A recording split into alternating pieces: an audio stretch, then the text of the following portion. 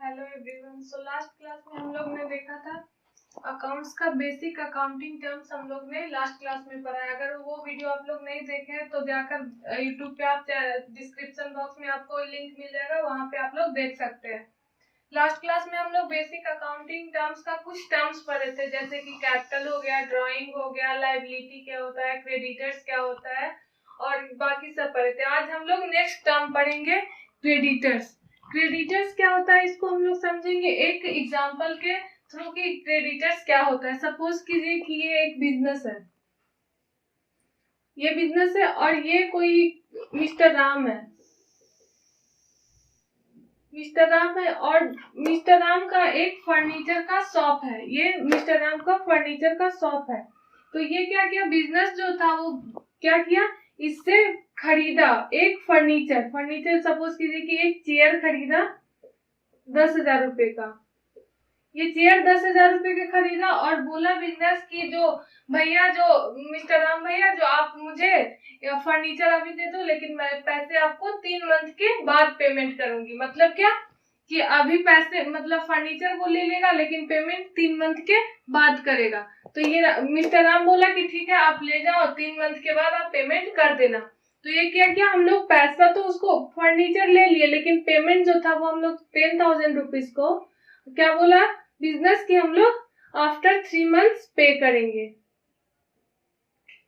3 month के बाद पे करेंगे। 3 मंथ के बाद पे करेंगे तो सबसे पहले तो ये क्या हो गया कि हम इससे क्या किए, जो फर्नीचर था, जो चेयर था, वो हम क्या लिए, उससे उधार पे लिए। तो ये क्या हो जाएगा मिस्टर राम, सबसे पहले ये बिजनेस के लिए मिस्टर राम क्या होगा, क्रेडिटर होगा।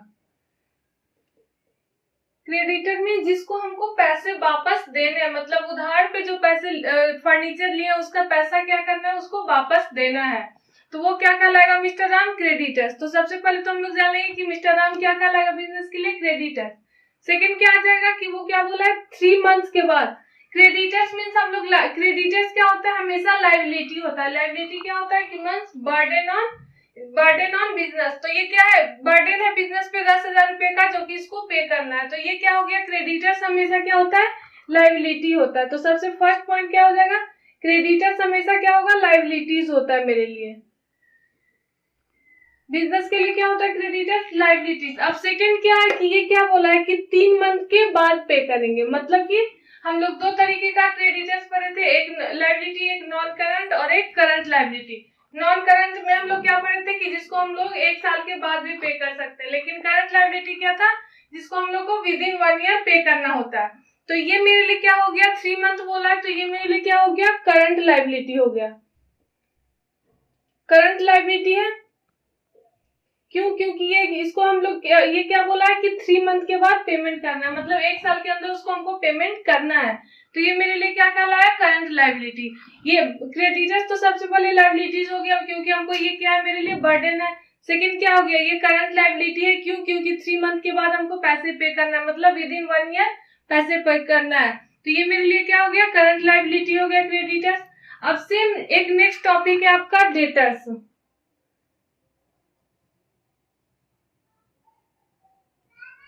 डेटर्स अब क्या है, एक बिजनेस है और यहाँ पे कोई मिस्टर एक्स है, ठीक है, मिस्टर एक्स है। तो मिस्टर एक्स को बिजनेस क्या किया कि मिस्टर एक्स को गुड्स सोल्ड किया, बिजनेस क्या किया, ये बिजनेस जो था वो इसका कुछ बिजनेस था, सपोज कीजिए इसका कार का शोरूम था।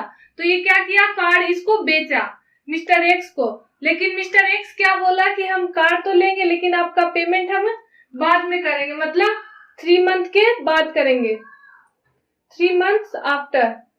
मतलब क्या कि वो कार तो मिस्टर एक्स को बिजनेस सोल्ड कर दिया, लेकिन वो मिस्टर एक्स क्या बोला कि हम पैसा आपको, सपोज कीजिए कार का गुड सोल्ड, कार यहाँ पे हम लोग ले लेते हैं, इसका कार का कॉस्ट था सपोज कीजिए 5 लाख, ठीक है। तो ये क्या बोला कि हम 3 मंथ के बाद पे करेंगे। तो ये मेरे लिए क्या कहलाएगा, मेरे मिस्टर एक्स क्या हो जाएगा मेरे लिए, डेटर्स। क्यों? क्योंकि हम लोग इसको गुड्स सोल्ड किए हैं लेकिन हमको पैसा हैंड इन हैंड नहीं मिला। मतलब बिजनेस तो अपना गुड्स सोल्ड कर दिया मिस्टर एक्स को, लेकिन मिस्टर एक्स पेमेंट नहीं किया है। तो ये क्या हो गया, बिजनेस के लिए ये क्या हो जाएगा, डेटर्स हो जाएगा मिस्टर एक्स, और मिस्टर एक्स के लिए बिजनेस क्या हो जाएगा, क्रेडिटर हो जाएगा। क्यों? क्योंकि इसको एक बिजनेस को पे करना होगा। तो ये क्या है, मिस्टर एक्स पे बर्डन है कि 5 लाख रुपए 3 मंथ के बाद पे करना है। तो ये सबसे पहले तो क्या हो गया, डेटर्स मेरा क्या हो जाता है, एसेट्स हो जाता है। डेटर्स क्या है, एसेट्स है।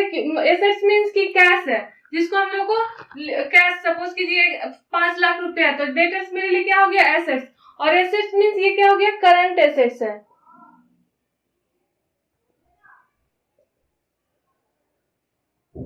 करंट एसेट्स क्यों है, क्योंकि हम लोग को इसको 3 मंथ के आफ्टर में पे करना है। मतलब 3 मंथ के बाद इसको क्या करना है, पे करना है, विद इन 1 ईयर। मतलब कि जो पैसा मिलेगा हमको वो विद इन 1 ईयर होगा। मतलब इजिली वो कन्वर्टेड है कैश में, इस वजह से ये क्या कहलाएगा, करंट एसेट। तो हम लोग को पैसा जो मिलेगा वो कितने, विद इन 1 ईयर में मिल जाएगा।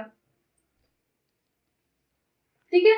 अब इसमें से 2 टर्म निकल के आता है। ये जो बिजनेस को ये सोल्व किया मिस्टर राम, जो बिजनेस को सोल्व किया है चेयर, तो उधार पे, तो उसको हम लोग क्या बोलेंगे, क्रेडिट परचेस। मतलब कि जब कैश हैंड इन हैंड ना मिले, मतलब कि मिस्टर राम जो था वो इसको पैसा नहीं, बिजनेस ना मिस्टर राम को पैसा नहीं दिया, मतलब हैंड इन हैंड जब वो चेयर लिया उसी टाइम वो पेमेंट नहीं किया, तो उसको हम लोग क्या बोलेंगे, क्रेडिट परचेस। और जस्ट अपोजिट इसका कि अगर हम बिजनेस सोल्ड कर रहा है इसको और ये मिस्टर एक्स जो है वो नहीं पे कर रहा है, तो हम लोग इसको क्या बोलेंगे, क्रेडिट सेल्स। क्लियर है? चलिए अब नेक्स्ट हम लोग पढ़ेंगे 7th, 5th और 6th पढ़ लिया, अभी 7th हम लोग पढ़ेंगे रिसीट। रिसीट क्या कहलाता है, रिसीट क्या कहलाता है, अमाउंट रिसीव्ड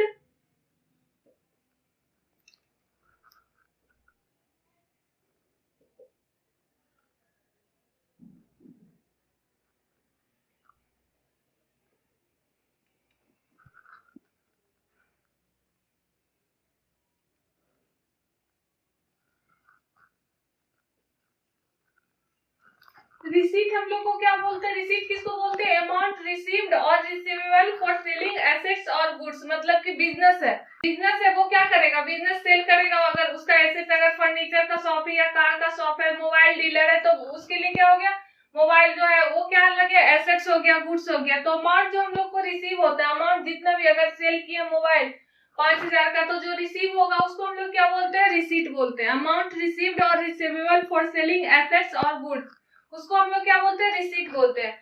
अब इसमें से हम लोग 2 टर्म पढ़ते हैं, एक एसेट्स है और एक गुड्स है।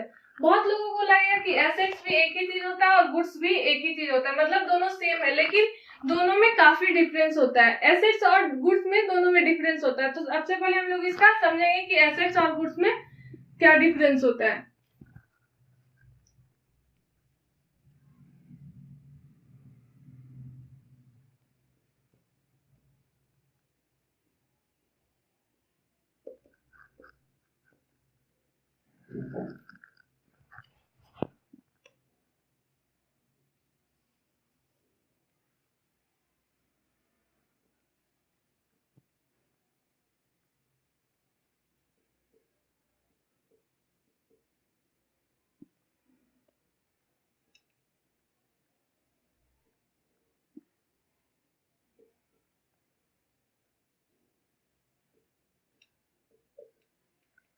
एसेट्स और गुड्स मींस कि एसेट्स क्या हो गया, जो बिजनेस में उसको हम लोग रीसेल के पर्पस से नहीं लाते हैं। मतलब कि ये रीसेल जो होता है उसका एसेट्स का पर्पस नहीं होता है रीसेल करके प्रॉफिट कमाना, नहीं।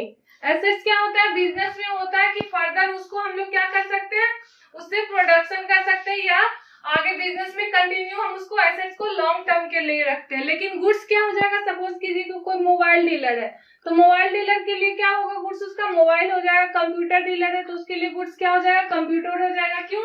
क्योंकि वो डेली या इसी चीज का बिजनेस कर रहा है, मोबाइल का कर रहा है, तो उसका डेली का सेल परचेज क्या चीज का कर रहा है, मोबाइल का। कंप्यूटर डीलर है तो कंप्यूटर का सेल परचेज कर रहा है। तो ये क्या हो गया, ये सब मेरा क्या कहलाता है, गुड्स। लेकिन जो बिजनेस में रीसेल के पर्पज से नहीं होता है वो क्या कहलाता है, एसेट्स। ठीक है, तो इसको हम लोग क्या करते हैं, इसको हम लोग रीसेल के पर्पज से करते हैं। मतलब कि अगर मोबाइल डीलर है तो मोबाइल बेच रहा है तो वो रीसेल के लिए किया है, लेकिन एसेट्स मशीनरी है, लैंड एंड बिल्डिंग है, तो उसको हम लोग क्या करते हैं, रीसेल के पर्पज से नहीं लाते हैं। तो अब क्या हो गया, ये अगर ये क्या होता है, एसेट्स जो होता है वो इंसिडेंटल केस में बेचा जा सकता है, सोल्ड किया जा सकता है। तो ये जो बेचा जाएगा उससे हम लोग को जो प्रॉफिट आएगा, एसेट्स को हम लोग अगर सोल्ड कर रहे हैं, मतलब मान लीजिए मशीनरी है, उसको हम लोग क्या कर रहे हैं, सेल कर रहे हैं। सेल करने से जो मनी रिसीव्ड हुआ, सेल करने से जो मेरा मनी रिसीव्ड हुआ उसको हम लोग क्या बोलेंगे, कैपिटल रिसीट।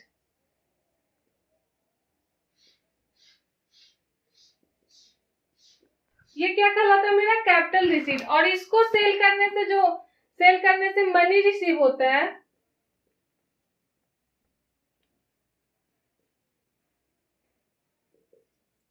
वो मेरा क्या कहलाता है, रेवेन्यू रिसीट।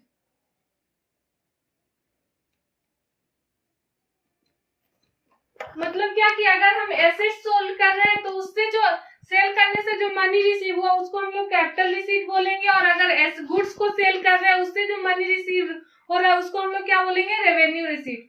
सिंपल सा टर्म है कि अगर हम लोग एसेट्स को बेच रहे हैं, मतलब जो बिजनेस में लॉन्ग टर्म के लिए उसको हम लोग बेच रहे हैं, तो वो क्या कहलाएगा, मेरा कैपिटल रिसीट। और रेवेन्यू रिसीट क्या कहलाएगा, जो गुड्स है जो हम डेली बेच रहे हैं, जैसे मोबाइल डीलर डेली मोबाइल बेच रहा है, उसको हम लोग क्या बोलेंगे, बेचने से जो पैसा रिसीव हुआ उसको हम लोग क्या बोलेंगे, रेवेन्यू रिसीट। ठीक है, रिसीट हम लोग पढ़ लिया। अब नेक्स्ट हम लोग पढ़ेंगे एक्सपेंडिचर।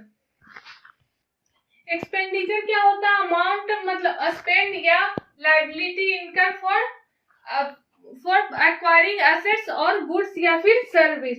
मतलब कि जो पैसा हम लोग खर्च करते हैं या फिर जो जिसको बाद में पे करते हैं, मतलब कि ये क्या हो गया, liability income means credit purchase जो कर रहे हैं। अमाउंट स्पेंड जो कैश परचेज कर रहे हैं, लायबिलिटी इनकम मींस जो क्रेडिट परचेज कर रहे हैं। अमाउंट स्पेंड मतलब जो पैसा देकर कर रहे हैं, हैंड इन हैंड पैसा दे रहे हैं, और लायबिलिटी इनकम की मतलब पैसे बाद में दे रहे हैं। फॉर एक्वायरिंग एसेट्स और गुड्स या सर्विस, जो एक्वायर करने के लिए गुड्स या फिर एसेट्स या फिर सर्विस बिजनेस के लिए, वो मेरा क्या कहलाता है, एक्सपेंडिचर कहलाता है। एक्सपेंडिचर 3 टाइप्स के होते हैं।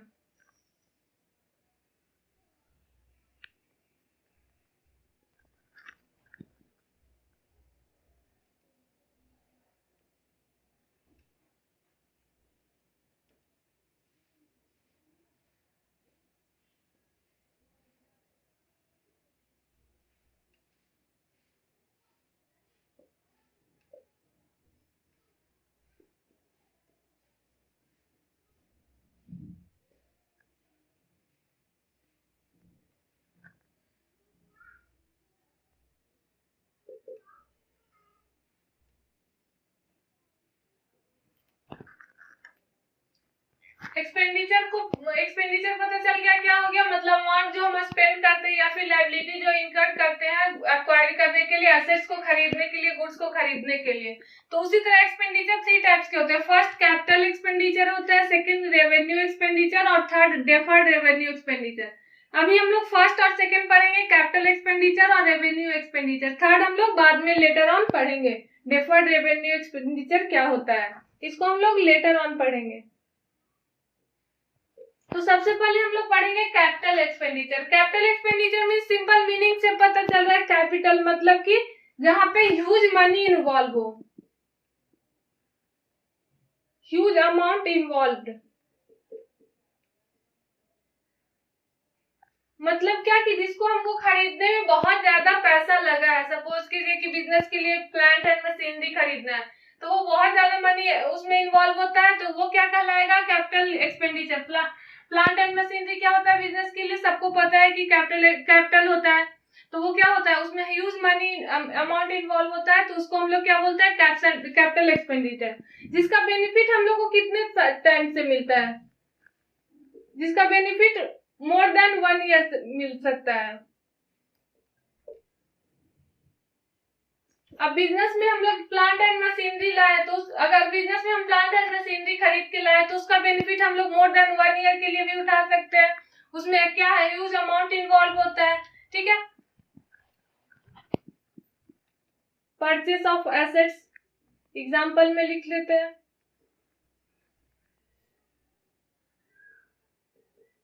एग्जाम्पल प्लांट एंड मशीनरी, ठीक है।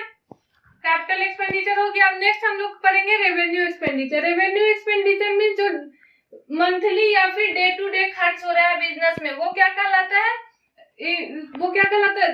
रेवेन्यू एक्सपेंडिचर में जो मंथली या फिर डे टू डे या फिर ईयरली जो हो रहा है खर्च हो रहा है, वो मेरा क्या कहलाता है? Revenue expenditure. मतलब कि जो एग्जॉस्ट होता है एक साल के अंदर,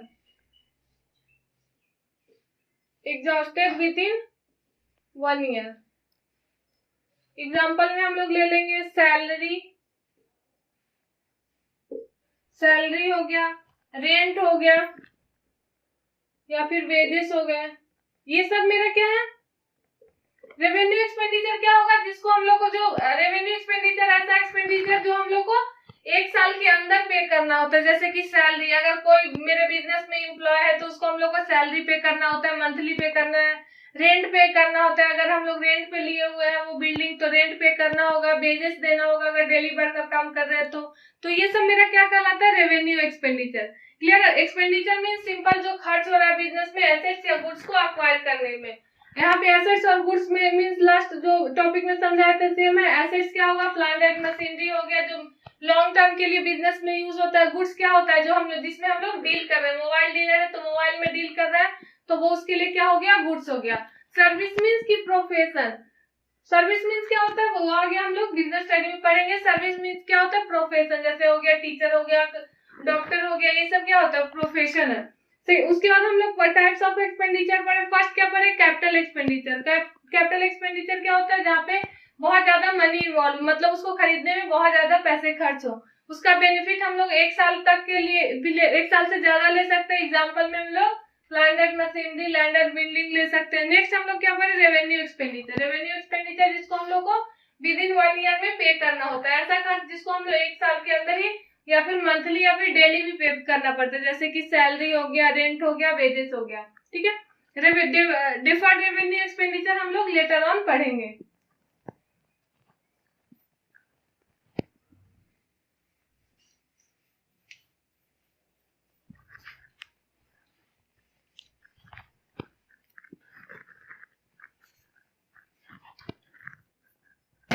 नेक्स्ट हम लोग पढ़ेंगे इनकम या फिर प्रॉफिट। नेक्स्ट हम लोग जो पढ़ेंगे वो मेरा नेक्स्ट क्या होगा? टर्म इनकम या फिर प्रॉफिट।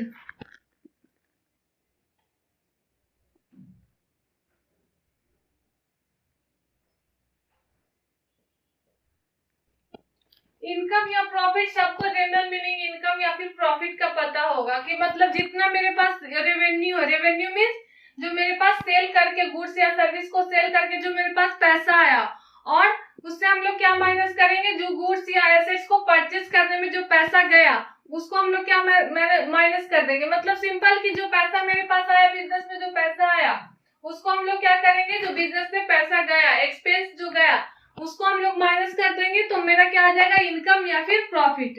इसको हम लोग क्या बोलते हैं? Revenue receipt minus revenue expenditure. Revenue receipt मतलब कि जो अगर मोबाइल डीलर है तो मोबाइल को खरीदने से जो उसके पास पैसा है तो वो क्या कहला जाएगा? उसका रेवेन्यू रिसीट। रेवेन्यू एक्सपेंडिचर है तो अगर मोबाइल डीलर है तो वो किसी और डीलर से वो मोबाइल खरीद रहा है तो वो क्या हो गया? उसके लिए रेवेन्यू एक्सपेंडिचर। तो जब हम रेवेन्यू से माइनस करेंगे एक्सपेंस को तो वो मेरा क्या आ जाएगा? रेवेन्यू, इनकम या फिर प्रॉफिट, ठीक है। नेक्स्ट हम लोग पढ़ेंगे प्रीपेड एक्सपेंस।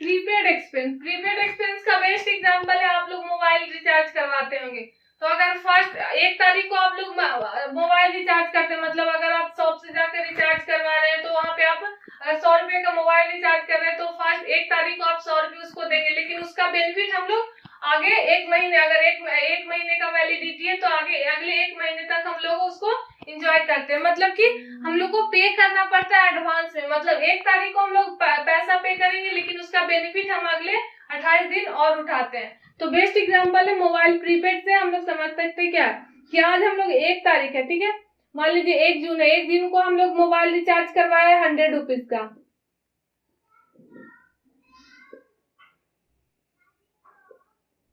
लेकिन अब इसका हम बेनिफिट कितना महीना एंजॉय कर सकते हैं, 30 तारीख तक। हम अगर 30 दिन का वैलिडिटी है तो 30 जून तक हम इसका बेनिफिट ले सकते हैं।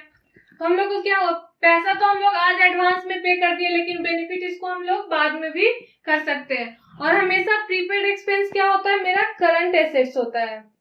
प्रीपेड एक्सपेंस जो होता है वो क्या होता है, करंट एसेट्स हमेशा। ये मेरे प्रीपेड एक्सपेंस क्या होता है, करंट एसेट्स होता है, ठीक है, ठीक है। नेक्स्ट हम लोग पढ़ेंगे आउटस्टैंडिंग एक्सपेंस।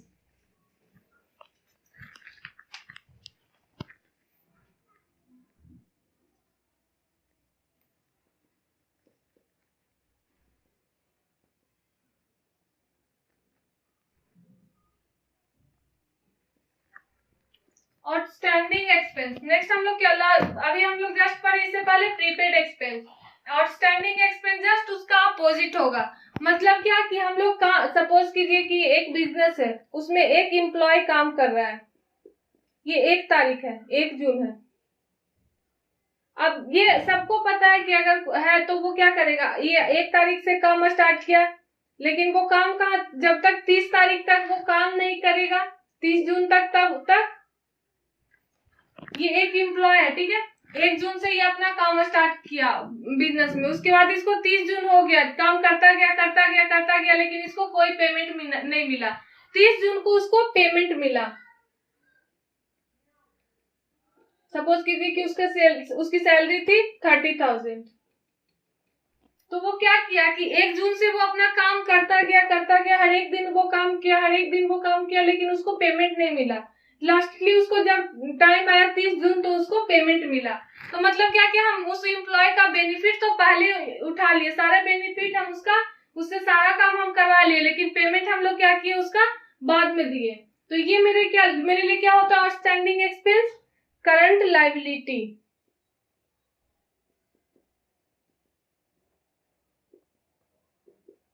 अब बहुत लोग पूछेंगे कि ये करंट लायबिलिटी कैसे होगा, तो कैसे होगा, जैसे कि ये बिजनेस है, तो ये बिजनेस क्या है कि ये तो काम स्टार्ट कर दिया अपना 1 जून से, ये जो पर्सन था वो अपना काम तो स्टार्ट कर दिया, लेकिन बिजनेस को इसको पे करना है, लेकिन वो पे नहीं किया, लेटर ऑन पे करेगा।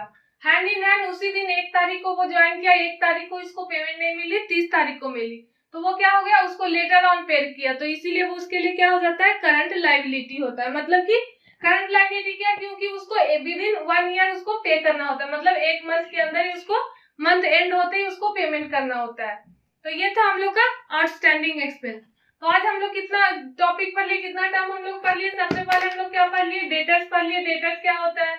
उसके बाद हम लोग क्या पढ़े, क्रेडिटर्स। क्रेडिटर्स क्या होता है कि बर्डन होता है, अगर हम किसी मतलब बिजनेस है वो किसी और से वो परचेस किया क्रेडिट पे, मतलब उधार, हैंड इन हैंड पैसा नहीं देता, तो वो मेरे लिए क्या कहलाता है, क्रेडिटर्स कहलाता है।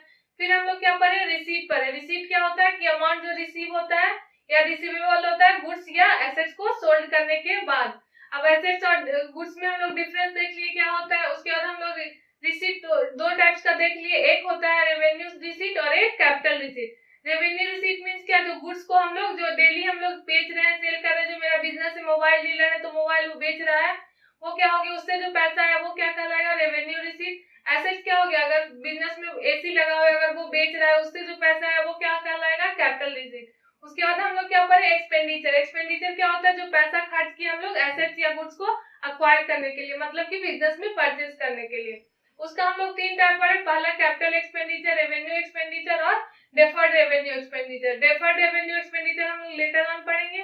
कैपिटल एक्सपेंडिचर मींस क्या, जो जिसमें ह्यूज अमाउंट इन्वॉल्व हो, मतलब कि प्लांट एंड मशीनरी अगर हम लोग बिजनेस के लिए खरीद रहे हैं तो उसमें जो पैसा इन्वॉल्व हुआ, उसको पैसा जो खर्च हो वो मेरे लिए क्या कहलाएगा, कैपिटल एक्सपेंडिचर।